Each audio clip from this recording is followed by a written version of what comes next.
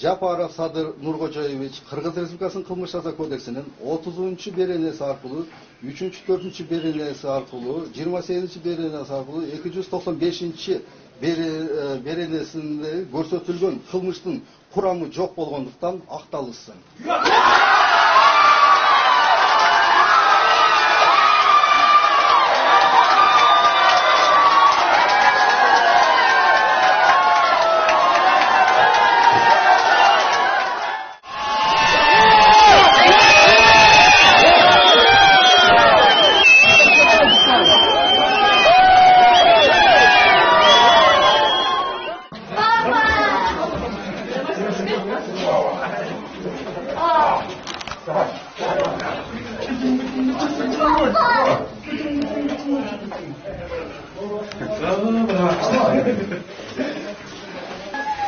Макул, рахмат.